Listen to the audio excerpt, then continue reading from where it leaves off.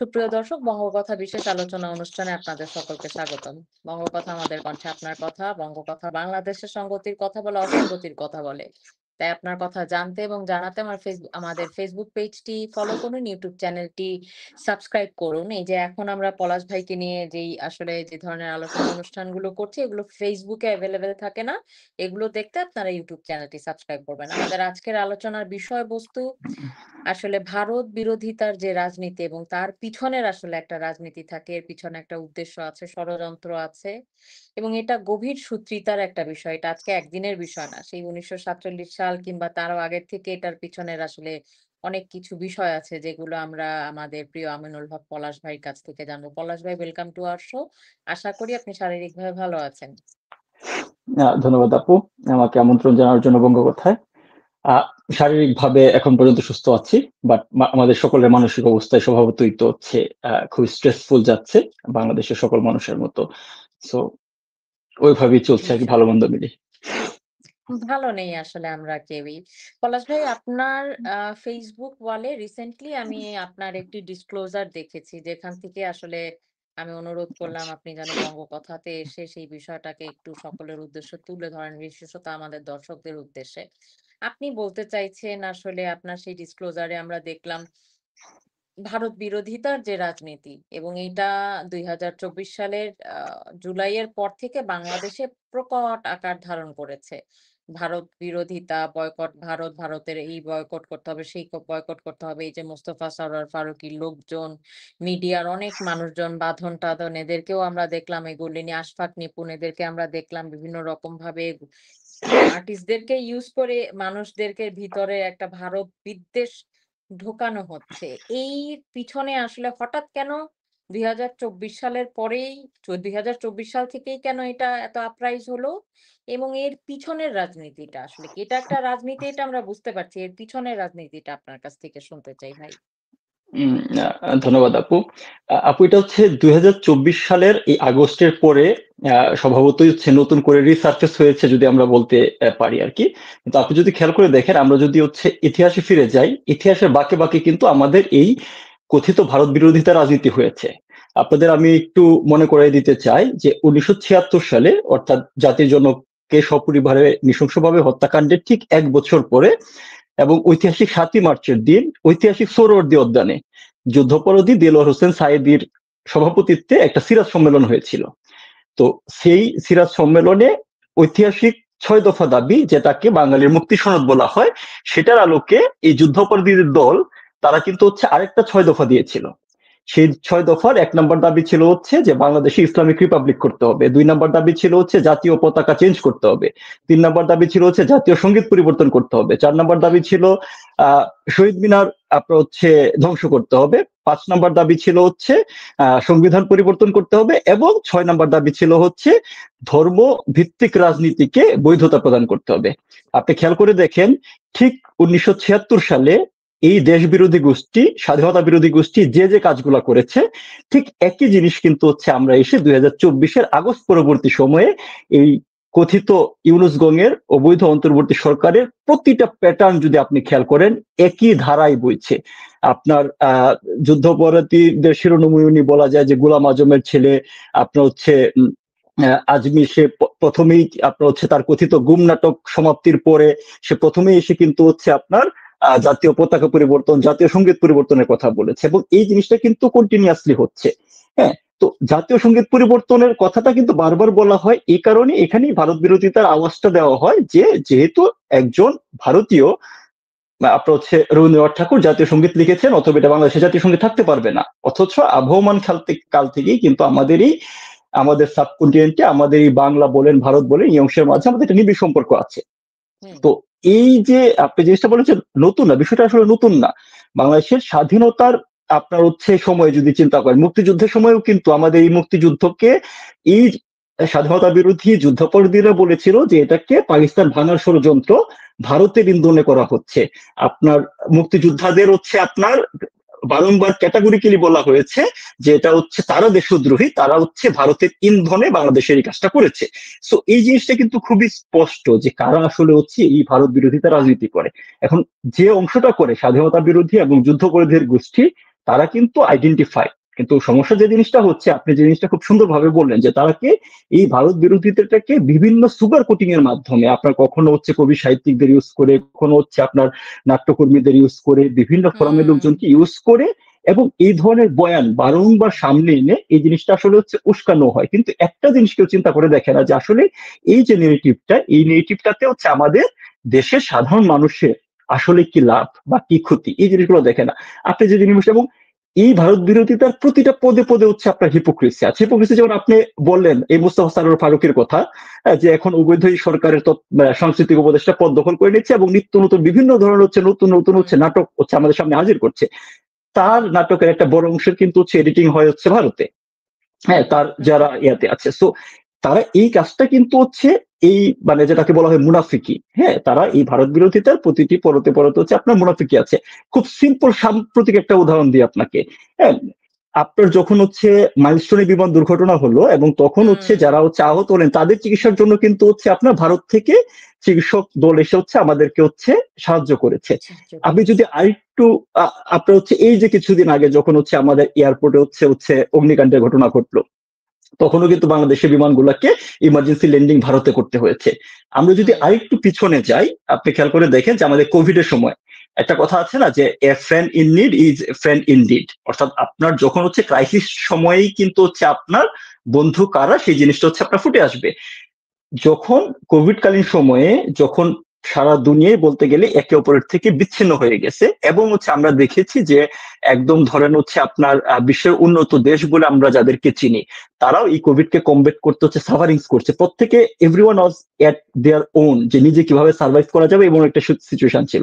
তখন কিন্তু আমাদের মাননীয় প্রধানমন্ত্রী দূরদর্শিতা এবং অবশ্যই ভারতের সাথে আমাদের এই বন্ধুত্ব সম্পূর্ণ সম্পর্কের কারণেই কিন্তু হচ্ছে আমরা, আপনার নিশ্চয় মনে আছে যে আমরা অক্সফোর্ডের যে কোভিড অ্যাস্ট্রাজেনেকা যে ভ্যাকসিনটা ছিল, সেটা কিন্তু একদম শুরুর থেকেই হচ্ছে আমরা হচ্ছে ওনাদের সাথে দ্বিপাক্ষিক রিলেশন এর কারণেই কিন্তু হচ্ছে আমরা সেই ভ্যাকসিনটা বাংলাদেশে আনার হচ্ছে ব্যবস্থা করেছিলাম, এবং বিশ্বের অনেক উন্নত দেশের আগে কিন্তু আমাদের দেশে ভ্যাকসিনেশন শুরু হয়েছিল। কোভিড চিকিৎসার ক্ষেত্রে যেটা একটা গুরুত্বপূর্ণ হচ্ছে আপনার উপকরণ হচ্ছে আপনার হচ্ছে অক্সিজেন। তো সেই অক্সিজেন কিন্তু হচ্ছে আমরা বাংলাদেশে হচ্ছে খুবই লেস প্রডিউস হয় না বললেই চলে, মেডিকেল গ্রেড অক্সিজেন যেটা হয় সেটা আমরা পুরোপুরি হচ্ছে হুম ভারতের উপর ডিপেন্ডেন্ট। তো ভারতে কিন্তু আমরা দেখেছি যে এই বিভিন্ন হচ্ছে আপনার ইন্টারন্যাশনাল মিডিয়াতে এবং ভারতীয় মিডিয়াতে আমরা দেখেছি যে ভারতে খোদ ভারতীয় হচ্ছে আপনার অক্সিজেনের অভাবে অনেক কোভিড আক্রান্ত রোগী হচ্ছে আপনার মারা গিয়েছে, কিন্তু ভারত কিন্তু তখনও সেই ক্রিটিক্যাল মোমেন্টে আমাদের দেশে অক্সিজেন সাপ্লাইটা বন্ধ করে নাই। তো আমি এই উদাহরণগুলো বাংলাদেশের সাধারণ মানুষের বোঝার জন্য বলছি যে ধরেন আসলেই আমাদের রিলেশনটাকে যে আরোপিত ভাবে হচ্ছে একটা নেগেটিভ পার্সপেক্টিভ দেওয়া হচ্ছে, নেগেটিভ বয়ান দেওয়া হচ্ছে, এবং ইচ্ছাকৃত ভাবে যে হচ্ছে আমাদের ভারতকে শত্রু রাষ্ট্র পরিগণিত করার চেষ্টা করা হচ্ছে, সেটাতে কিন্তু আসলে সাধারণ মানুষের কোনো ন্যূনতম কোনো লাভ নাই। আপনি দেখছেন কিছুদিন আগে যে আমরা ভারত থেকে চাল আমদানি না করে এখন হচ্ছে ভারতীয় চাল দুবাইয়ের মাছ থেকে আমদানি করছি। তাতে আমার লসটা কার হবে? আমাদের রাষ্ট্রের অতিরিক্ত টাকা খরচ হবে। সম্ভবত এখানে কথা আসতে পারে যে ধরেন আমাদের সাথে ভারতের হচ্ছে আপনার যে আপনার কি বলে এক্সপোর্ট ইম্পোর্ট যে ট্রেড ডিফিসিট, সেটা অনেক বড়। আমরা ভারত থেকে মোস্টলি ধরেন 10-12 বিলিয়ন ডলারের পণ্য আমদানি করি, রপ্তানি করি $1 বিলিয়ন। হুম স্বভাবত এই কোয়েশ্চেনটা আসতে পারে যে এখানে তো ধরেন ট্রেড ডিফিসিট অনেক বেশি, কিন্তু আপনার বুঝতে হবে যে ধরেন ভারতের ইকোনমি এবং আমাদের ইকোনমির ভলিউমটাও কিন্তু হিউজ পরিমাণ পার্থক্য আছে। আমরা অনেক ক্ষেত্রেই আমরা কাঁচামাল আমদানি করি, আমরা হচ্ছে গার্মেন্টস পণ্য সেখান থেকে আমদানি করি, সেখান থেকে গার্মেন্টস এর তুলা আমদানি করি, সুতা তুলা আমদানি করি, গার্মেন্টস এর অন্যান্য জিনিস আমদানি করি, সেটা কিন্তু আমরা এখানে প্রডিউস করে একইভাবে হচ্ছে আপনার আমরা কি বলে বাইরে রপ্তানি করে, সেটাই হচ্ছে আমাদের জন্য হচ্ছে রেমিটেন্স নিয়ে আসে, আমাদের ফরেন কারেন্সি নিয়ে আসে। আপনি দেখেন এই যে ডান দিকে একটা সম্পর্ক তৈরি করা হলো এই বর্তমানে ওই অন্তর্বর্তী সরকার ক্ষমতায় বসার পর থেকে, এর ফলে কি হয়েছে? আমাদের ট্রান্সশিপমেন্ট বন্ধ হয়ে গেছে, আমাদের হচ্ছে আপনার ভারতীয় বন্দর ব্যবহার, বিমানবন্দর ব্যবহার বন্ধ করা হয়ে গেছে। আজকে আপনি সাম্প্রতিক সময় বিজিএমইর যে নেতৃবৃন্দ আছে তাদের কথাটা শুনেন, 268টা প্রতিষ্ঠান বন্ধ হয়ে গেছে, 258 হুম 58টা অর্ডার ক্যান্সেল হচ্ছে, কোন ধরনের ইকোনমি। সো এই যে ক্ষতিটা আসলে কার হচ্ছে? আমার আসলে যে ডিসক্লোজারটা ছিল এটার মেইন সামারিটা আসলে আমি হচ্ছে মানুষকে এটাই বলতে চাচ্ছি যে এই যে ভারত বিরোধিতার যে বয়ানটা কন্টিনিউয়াসলি দেওয়া হচ্ছে, নাম্বার ওয়ান, এটা একটা হচ্ছে হিস্ট্রিক্যাল প্যাটার্ন আছে, কারা করে এটা খুবই দৃশ্যমান। স্বাধীনতার সময় থেকে যারা করে এসেছে, জাতির জনকের হত্যাকাণ্ডের পর যারা করেছে, এখনো তাদের উত্তরসূরিরাই করছে। নাম্বার টু হচ্ছে এটার পরতে পরতে হচ্ছে আপনার মুনাফিকি বা ভণ্ডামি লুকায় আছে, তারা তাদের নিজেদের কাজের জন্য যা যা দরকার সবকিছু ঠিকই মেনটেন রাখে। আপনার নিশ্চয়ই মনে আছে যে ডক্টর ইউনূস ভারতের প্রধানমন্ত্রী নরেন্দ্র মোদীর সাথে দেখা করার জন্য কত ধরনের করে হচ্ছে নাই তাদের এমন হচ্ছে কিছু আপনার নাই। তোড়জোড়। হ্যাঁ, আপনার ওই যে ডাস্টবিন শফিক প্রতি মুহূর্তে মুহূর্তে এই শুধুমাত্র তো হচ্ছে নরেন্দ্র মোদী না, অজিত দোভালের সাথে কে বসে নাস্তা খাচ্ছে, কে বসে হচ্ছে লবিতে কথা বলছে, তার ভিডিও কন্টিনিউয়াসলি হচ্ছে এই চিফ অ্যাডভাইজারের পেজ থেকে হচ্ছে আপলোড দিয়ে গেছে। সো তারা তাদের এই জায়গাটা ঠিক রাখে, কিন্তু একই সাথে বাংলাদেশে এসে প্রতিনিয়তই উস্কানিমূলক কথা বলে তাদেরকে দেশের একটা ধর্মান্ধ গোষ্ঠীকে আসলে হচ্ছে উস্কানি দিতে চায়, যে উস্কানিতে সাধারণ মানুষের কোনো লাভ নাই। আমার একদম বটম লাইন যে প্রত্যেকটা মানুষ আসলে নিজে চিন্তা করে দেখো, out of this campaign, anti India campaign বলেন বা ভারত বিরোধী ক্যাম্পেইন বলেন, এটা থেকে আসলে হচ্ছে সাধারণ মানুষের লাভ কি হচ্ছে।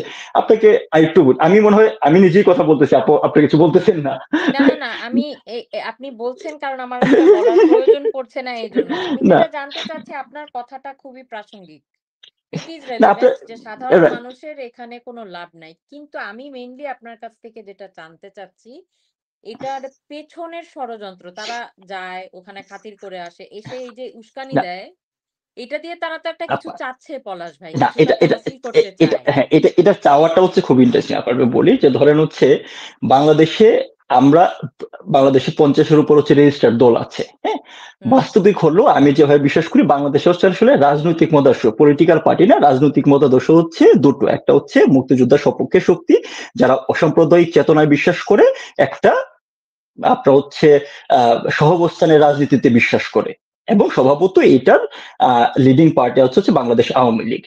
আর বাকি যারা আছে তারা মূলত হচ্ছে আপনার বিভিন্ন আপনার হচ্ছে আহ নিত্য নতুন প্যাকেটে আসলে কোনো না কোনো ভাবে হচ্ছে স্বাধীনতা বিরোধী গোষ্ঠী আপনার হচ্ছে বাংলাদেশের রাজনীতি করে। বাংলাদেশের রাজনীতিক মতদর্শিক এই দুইটা প্যাটার্ন খুবই ক্লিয়ার। এখন যারা মুক্তিযুদ্ধের পক্ষে শক্তি, তাদের রাজনৈতিক আদর্শ আছে, তাদের রাজনৈতিক হচ্ছে লক্ষ্য আছে, উদ্দেশ্য আছে, কি চায় কেন চায় সেটা খুব ক্লিয়ারলি ডিফাইন।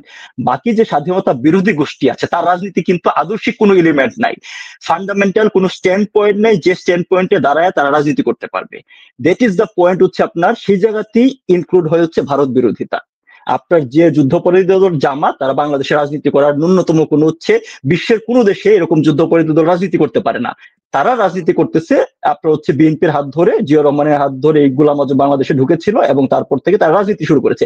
এবং তাদের রাজনৈতিক সেলিং পয়েন্ট কি, ইএসপিটা কি, আপনার তারা বাংলাদেশের জন্মের বিরোধিতা করেছে, আপনার তারা বাংলাদেশকে চায় নাই, তাদের হাত ধরে বাংলাদেশে হচ্ছে 30 লাখ লোক শহীদ হয়েছে তাদের কারণে, আমাদের 4 লক্ষ মা বোন নির্যাতিত হয়েছে। এই এটা তো তাদের মানে হচ্ছে এই লজ্জা ঢাকার জন্য তাদের তো হচ্ছে আদর্শিক কোনো জায়গা নাই। সো এটা কি তারা হচ্ছে ক্যাশ আউট করে হচ্ছে আপনার আহ ভারত বিরোধিতাকে দিয়ে এই একটা জিনিসকে, এই ইগনাইশনটা দিলে, যেটা আমি বললাম যে বাংলাদেশের ধর্মান্ধ একটা গোষ্ঠীকে তারা হচ্ছে ইগনাইটেড করতে চায়। যে কারণে আমি আমার বক্তব্যের শুরুতে 76-এর যুদ্ধপরাধী আপনার হচ্ছে দেলোয়ার হোসেন সাঈদী সিরাজ সম্মেলনের প্রসঙ্গটা আনছি। ওইখান থেকেই কিন্তু হচ্ছে আপনার নেগেটিভটা হচ্ছে বোঝা যাচ্ছে, কারণ তখন তাদের রাজনীতির এই 75 সালের পূর্ববর্তী সময়ে এই স্বাধীনতা বিরোধী সকল গোষ্ঠী কিন্তু হচ্ছে আইদার পাকিস্তান অথবা সৌদি আরবে পালাই গেছিল।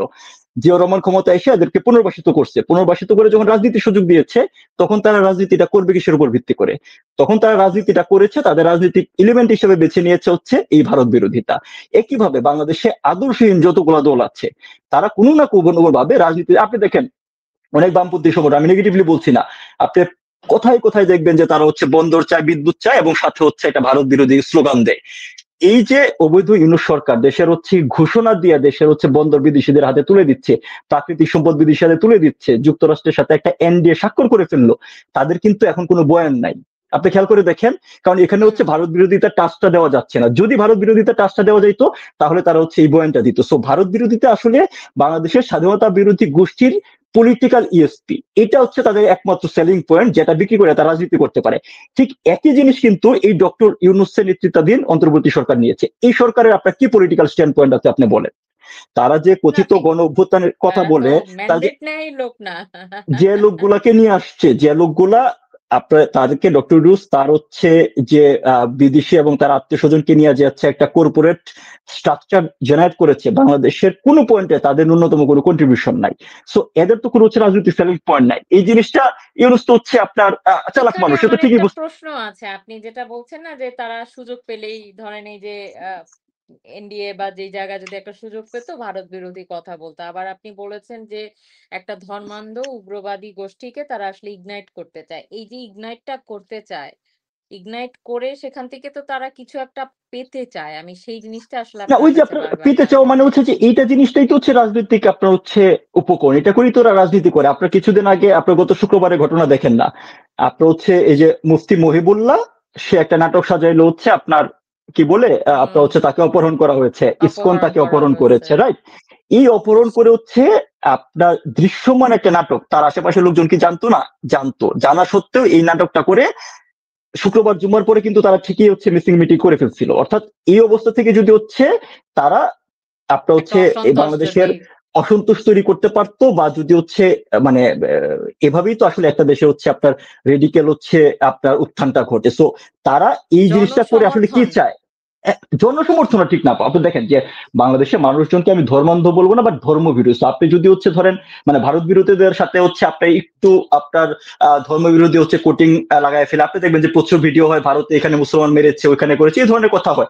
আমি অস্বীকার করছি যে ভারতে এই ধরনের ঘটনা হয় না, বিশ্বের সকল দেশে হচ্ছে এই ধরনের ঘটনা বিচ্ছিন্ন ঘটনা হয়, কিন্তু আপনি খেয়াল করে দেখবেন যে কোন জিনিসগুলোকে হাইলাইট করা হয়, কোনগুলোকে রাজনীতির পুঁজি করা হয়। আপনি যে জিনিসটা আমি ইউনুসের ব্যাপারে বলছিলাম যে ইউনুস ক্যান করছে, ইউনুসের ধরন হচ্ছে যখন হচ্ছে আপনার তাকে এই সে যদিও বলে যে ছাত্ররা তাকে হচ্ছে আপনার নিয়োগ দিয়েছে, বাট এটা তো খুবই দৃশ্যমান, তাদের বয়ানীতি আসছে যে তাদের এই ঘটনা শুরু থেকেই আসলে ইউনুসের সম্পৃক্ততা ছিল। এই ধরনের যে হচ্ছে আপনার হচ্ছে জুলাইয়ে যে একটা দাঙ্গা হইলো দেশে, হ্যাঁ, জুলাইয়ের সন্ত্রাস যেটা হলো।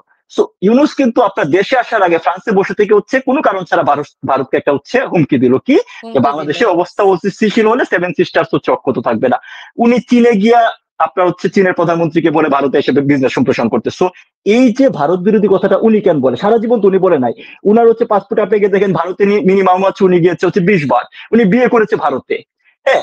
তো উনার ওনার তো কি হচ্ছে বিয়ে ভারত, একটা ভারতেও বিয়ে আছে নাকি? ওনার তো বর্তমান হচ্ছে আপনার ওয়াইফ যিনি উনি হচ্ছে তো ভারতীয় নাগরিক। তো আপনি হুম। আপনি খেয়াল করে দেখেন তো, আপনি এই যে মুনাফিকি বা ভণ্ডামিটা আপনি দেখতে পাচ্ছেন। সো উনি এই যে তারপরে কেন হচ্ছে উনার তরফ থেকে কেন হচ্ছে ভারত বিরোধী স্লোগানটা আসলো, কারণটা হচ্ছে তাদের যেহেতু পলিটিক্যাল কোনো স্ট্যান্ড পয়েন্ট না, আপনি যদি এই ভারত বিরোধী নেগেটিভটাকে আঁকড়ায় ধরতে পারেন, আপনি বাই ডিফল্ট এই যুদ্ধাপরাধী যে গোষ্ঠীটা আছে, ধর্মান্ধ যে গোষ্ঠীটা আছে, সেটাকে আপনার মিছিলের পিছনে পাবেন। দ্যাট ইজ দ্য অনলি আপনার হচ্ছে কারণ।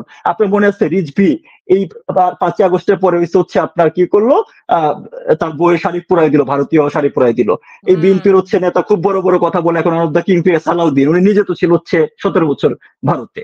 তো মানে আপনার হচ্ছে 17 বছর, গত 10 বছর বা 15 বছর। সো এই যে তাদের পদে পদে ফটোমিটা ভারত বিরোধী স্লোগানের বিষয়টা হচ্ছে যে তারা এটা বললে তারা হচ্ছে মানুষজনকে হচ্ছে ইন্টারভিউতে রাজনীতির একটা হচ্ছে আলোচনার স্লোগান পায়, গলার রক ফুলিয়ে দুইটা স্লোগান দেওয়া যায়। কিন্তু তারা কখনোই চিন্তা করে না যে এখান থেকে সাধারণ মানুষের আসলেই কতটুকু উপকার হচ্ছে। আপনি খেয়াল করে দেখেন এখন অবভিয়াসলি যে এই আপনার যেভাবে বাংলাদেশ থেকে প্রতিনিয়ত হচ্ছে ভারত বিরোধী হচ্ছে বক্তব্য দেওয়া হয়েছে রাষ্ট্রীয় সর্বোচ্চ পর্যায় থেকে। আপনারা দেখেন আগে যখন আওয়ামী লীগ সরকার ক্ষমতায় ছিল তখন কি এই যে যারা বামপন্থী বলেন বেরা বলেন বিভিন্ন সময় ভারত বিরোধী স্লোগান দেয় নাই?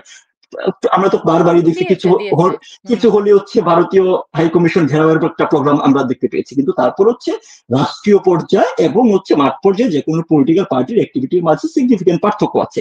এখন বর্তমানে এই অবৈধ সরকার, অবৈধ হলেও তারা তো হচ্ছে এই রাষ্ট্রীয় কাঠামোটা দখল করে আছে। এই রাষ্ট্রীয় সর্বোচ্চ পর্যায় থেকে প্রতিনিয়ত যেভাবে হচ্ছে ভারত বিরোধী স্লোগান দেওয়া হয়েছে বা ভারত বিরোধী বক্তব্য দেওয়া হচ্ছে একদম সর্বোচ্চ পর্যায় থেকে, সেই জায়গা থেকে ধরেন হচ্ছে ভারত যে ইনিশিয়েটিভ গুলো নিয়েছে অনেকটা বাধ্য হয়ে যে এখন আপনার টুরিস্ট ভিসা বন্ধ, আমাদের হচ্ছে আহ আপনার হচ্ছে যে ট্রিটমেন্টের যে হচ্ছে আপনার মানুষজন, আপনি খেয়াল করে দেখেন ভারতে চিকিৎসা নিতে কারা যায়? দেশের ধনী লোকজন তো ভারতের চিকিৎসা না, নিতে চায় না, তাদের জন্য সিঙ্গাপুর আছে, তাদের জন্য হচ্ছে আপনার থাইল্যান্ড থাইল্যান্ড আছে, আছে, ব্যাংকক ব্যাংকক আছে। বাংলাদেশ আছে। তো বাংলাদেশে যারা হচ্ছে মিডিল ক্লাস বা লোয়ার মিডিল ক্লাস মানুষ, যারা বাংলাদেশে প্রপার চিকিৎসাটা পায় না এবং কিছু স্পেসিফিক ক্ষেত্রে মানুষজন কমফোর্ট ফিল করে, আমি আপনাকে বলি কোন কোন ক্ষেত্রে যায় বেসিক্যালি, ধরুন কিডনি ট্রান্সপ্লান্টের ক্ষেত্রে যায়, হার্টের ট্রিটমেন্টের জন্য যায়, ক্যান্সার ট্রিটমেন্টের ক্ষেত্রে ক্যান্সার যায়, এবং ট্রিটমেন্টে। এবং যা হচ্ছে আইভিএফ এর মাধ্যমে আপনার হচ্ছে মানে একটা বেবি। সন্তান পাওয়ার আশা নিয়ে, বেবি পাওয়ার আশা নিয়ে মানুষজন যায়। এই মানুষজনগুলো কিন্তু সাফার হচ্ছে। বাংলাদেশ থেকে প্রতি বছর 20 লাখ লোক যাইতো, এরা কিন্তু হচ্ছে ধনিক সম্প্রদায়ের লোক না, এটা বাংলাদেশের সাধারণ মানুষ। যারা ধনী মধ্যবিত্ত। তাদের পাসপোর্টে আপনার আমেরিকার ভিসা থাকে, যুক্তরাজ্যের ভিসা থাকে, তারা যে কোনো যেতে যাইতে পারে। তো বাংলাদেশের যে মানুষগুলো তাদের যে কোনো প্রয়োজনে এই যে এই হুম। যেতে পারতো, তাদেরকে কিন্তু ক্ষতিগ্রস্ত করা হয়েছে। একদম, দ্যাট একদম ইজ দ্য তাই। ইম্পর্টেন্ট যে আপনি আপনার রাজনীতি করার স্বার্থে কাকে বলে দিচ্ছেন। আপনি আপনার রাজনীতি করার সাথে সাধারণ মানুষের কল্যাণকে বলে দিচ্ছেন। আপনি যদি আপনি ডিপ্লোমেটিক, আপনি হচ্ছে পলিটিক্যাল ডিসকাশন চালান না, বিবাদমান যে কোনো সমস্যা নিয়ে আপনি আপনার হচ্ছে ডিপ্লোমেটিক টেবিলে আলোচনার পর আলোচনা করেন, আপনার হচ্ছে বেটার ডিল নিয়ে আসেন, এটা তো সবাই চায়। দেখেন, আমরা তো আসলে কোনো ইউটোপিয়ান দেশে সময়ে বাস করি না। পাশাপাশি দুইটা দেশের মাঝে বিভিন্ন বিষয়ে স্বার্থ সংশ্লিষ্ট হচ্ছে আপনার বিভিন্ন দ্বন্দ্ব থাকবেই। সেই দ্বন্দ্বগুলো আপনি যখন আলোচনা টেবিলে বসবেন, আপনি স্বভাবতই আপনার দেশে বেটারটা চাবেন, সেটা আপনাকে ডিপ্লোমেটিক চ্যানেলে আপনার হচ্ছে নিয়ে আসতে হবে আলোচনার মাধ্যমে। আমরা মাননীয় প্রধানমন্ত্রী এনেছে না, আমরা ভারত হচ্ছে আমাদের হচ্ছে বন্ধু রাষ্ট্র হওয়া সত্ত্বেও, বা বলা হয় যে হচ্ছে আওয়ামী লীগ ভারতের কাছে দেশ বিক্রি করে দিয়েছে, আওয়ামী লীগ ভারতকে হচ্ছে আন্তর্জাতিক আদালতে নিয়ে গেছে আমাদের হচ্ছে নদীর আপনার হচ্ছে বঙ্গোপসাগরে আমাদের সীমান্ত সমস্যা সমাধানের জন্য। 19,000 বর্গ কিলোমিটার এলাকা হচ্ছে আমাদের এই সমুদ্র বাংলাদেশের মানচিত্রে হচ্ছে যোগ করে হচ্ছে আওয়ামী লীগ। আমরা ছিটমহল সমস্যায় 10,000 একরের বেশি ভূমিতে হচ্ছে আমাদের মালিকানা এস্টাবলিশ করেছি। সো আমরা মাননীয় প্রধানমন্ত্রী 96-তে সরকারে এসেই আপনার হচ্ছে গঙ্গা পানি চুক্তি করেছে। এর কোনটাই কি পলিটিক্যালি আওয়ামী লীগের লাভের জন্য করেছে? দেশের সাধারণ মানুষের উপকারের জন্য করেছে। এখনো ধরেন বেশ কিছু হচ্ছে আমাদের যান্ত্রিক ব্যাপার আছে, সীমান্ত সমস্যা নিয়ে আমাদের অনেক কাজ করার সুযোগ আছে। এখানে জাস্ট আমি একটু বলে রাখি যে আমি আমার প্রফেশনাল এক্সপেরিয়েন্স থেকে বলতেছি, আমি সীমান্তবর্তী এলাকাতে 3 বছর চাকরি করেছি। সীমান্ত সমস্যা, সীমান্ত হত্যা সমস্যাটা যতটা না হচ্ছে দুই দেশের শীর্ষ পর্যায়ের কোন ধরনের হচ্ছে আপনার ডিরেকশনের সমস্যা, তার থেকে বেশি হচ্ছে চোরাচালান বলেন বা এই বর্ডার যে ক্রাইম গুলো আছে তার উপর বেস করে হয়, এবং এতে দুই পক্ষের যারা হচ্ছে সীমান্ত বাহিনী, রক্ষী বাহিনী আছে, তাদের অনেকাংশ জড়িত থাকে। এখানে স্মাগলিং ইস্যু থাকে, অনেকগুলো ইস্যু থাকে। অবশ্যই এটাকে খুবই সেন্সিটিভ ইস্যু, অবশ্যই এটা রাষ্ট্রের সর্বোচ্চ পর্যায় থেকে সর্বোচ্চ গুরুত্ব দিয়ে দেখা দরকার। কিন্তু তাই বলে আপনার 3 দেশে যে দেশ আছে যার সাথে আপনি প্রতিনিয়তই বিভিন্ন ভাবে, আপনি না, আপনার দেশের জনগণের কল্যাণ যার যে দেশের সাথে অনেকাংশে জড়িত, তাকে যদি আপনি শত্রু রাষ্ট্র করেন, এটার বেনিফিটটা কে পাবে? এটা লাভবানটা কি হবে? আপনি যারা আমাদের হচ্ছে জন্মের শত্রু, পাকিস্তানের হচ্ছে পাকিস্তানের সেনাবাহিনী প্রধান আসতেছে, পাকিস্তানের অ্যাম্বাসেডর বাংলাদেশে পলিটিক্যাল লিডারের মতো ঘুরে বেড়ে বিভিন্ন জায়গায় হচ্ছে সভা সমিতিতে হচ্ছে বক্তব্য দিচ্ছে, আপনি তাদের সাথে হচ্ছে আপনি আঘাত করছেন, আর সেখানে আমাদের হচ্ছে পরীক্ষিত বন্ধুকে হচ্ছে শত্রু করতেছেন শুধুমাত্র এবং কেবলমাত্র আপনার হীন পলিটিক্যাল উদ্দেশ্য বাস্তবায়ন করার জন্য। এতে সাধারণ জনগণের কোনো কল্যাণ নাই। এই জিনিসটা আমাদের দেশের জনগণ যখন বুঝতে পারবে, তখন এদের আর হচ্ছে জনগণকে পলিটিক্যাল গুটি বানাইতে পারবে না, পলিটিক্যাল কাজে ব্যবহার করতে চাবে না। আমি মানুষজনকে জাস্ট এই বিষয়গুলো চাই মানুষজন একটু রিয়েলাইজ করুক, চিন্তা করুক। জাস্ট আমার কথা বা কারো কথা দ্বারা প্রভাবিত হয়ে না, নিজে একটু চিন্তা করুন যে এই ভারত বিরোধিতার বয়ানে তার ব্যক্তিগতভাবে কি লাভ হচ্ছে। আজকে তার ফ্যামিলির কেউ যদি সিরিয়াস অসুস্থ হয়, যে ট্রিটমেন্টটা বাংলাদেশে করা যাবে না, সেটা করতে গিয়ে তাকে কতটুকু সাফারিংস করতে হবে। আমরা যদি একটা পারস্পরিক বন্ধুত্বমূলক সম্পর্ক থাকে, সেক্ষেত্রে আমরা কতটুকু হচ্ছে বেটারমেন্ট পেতে পারি। চমৎকার পলাশ ভাই, আপনার কথা থেকে তাহলে একদম এই জিনিসটা পরিষ্কারভাবে বেরিয়ে আসলো যে আসলে ভারতের সাথে বন্ধুতার কথা যদি আমি বলি, যেটা বঙ্গবন্ধু করেছেন, আর আমাদের রাষ্ট্রীয় নীতি আসলে হচ্ছে বন্ধুত্ব। আমি অবশ্যই। যতটুকু জানি তাতে আসলে আমাদের লাভই বেশি, মানে আপা আমাদের দেখেন, মানে সাধারণ আমার মানুষের লাভটাই আসলে বেশি। এবং আপনাকে বিচার করতে হবে, জাস্ট আমি একটা লাস্ট একটা ইয়ে দিয়ে শেষ করছি, যে আপনাদেরকে বিচার করতে হবে যে ঐতিহাসিক ভাবে তো কিছু জিনিস সত্য প্রতিষ্ঠিত হয়, যে রিলেশন কিভাবে বিল্ড আপ করে।